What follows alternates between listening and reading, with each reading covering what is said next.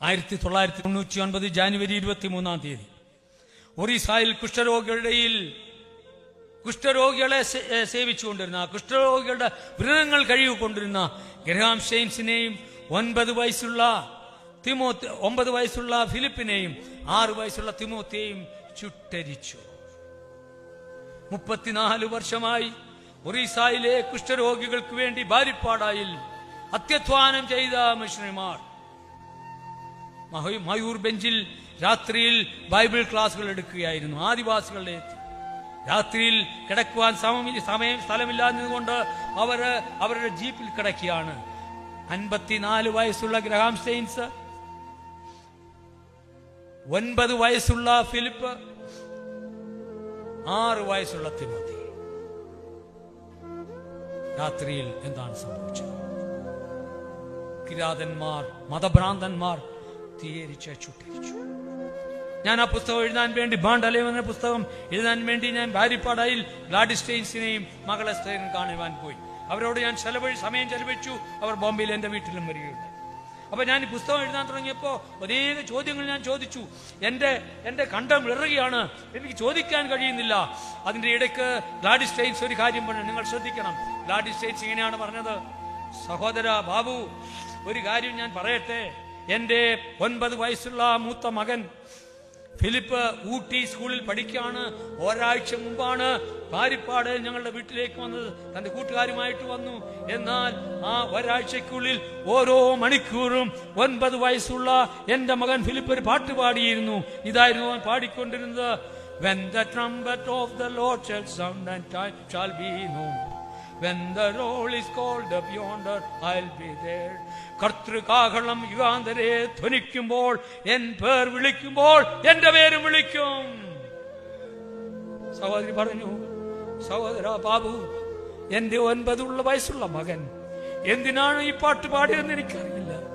എന്നാൽ 7 ദിവസം കഴിഞ്ഞപ്പോൾ അവന്റെ പേർ വിളിച്ചു.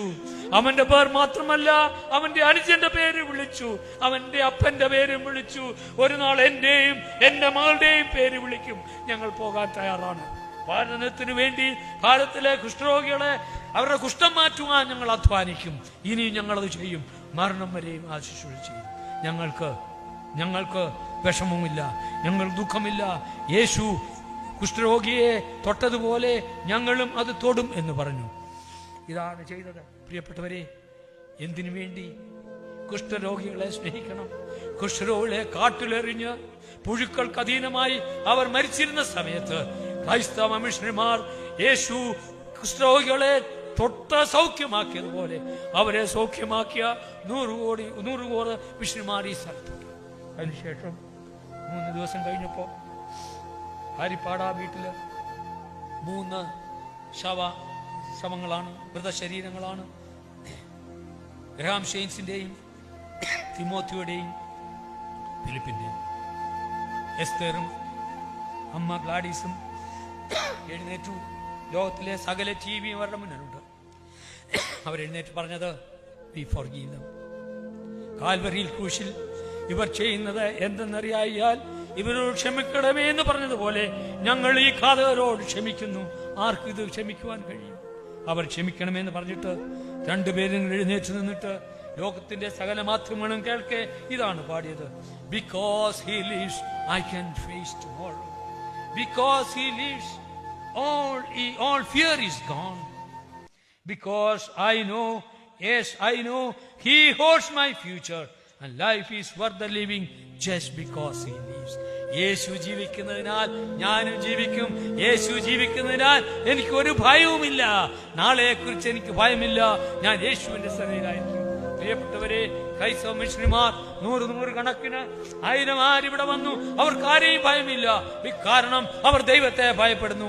ദൈവത്തിന്റെ ആജ്ഞ അവർ പാലിക്കണം. പോകുക, ഭാരതത്തിൽ ഈ രക്ഷയുടെ സൂചന അറിയിക്കുക എന്ന് പറഞ്ഞു. അനേക ഭാരതീയർ ക്രിസ്തുവില്ലാതെ ലോകത്തെ നരകത്തിലേക്ക് പോയിക്കൊണ്ടിരിക്കുമ്പോൾ അവരെ രക്ഷിക്കേണ്ട ഒരു കടമയുണ്ട്.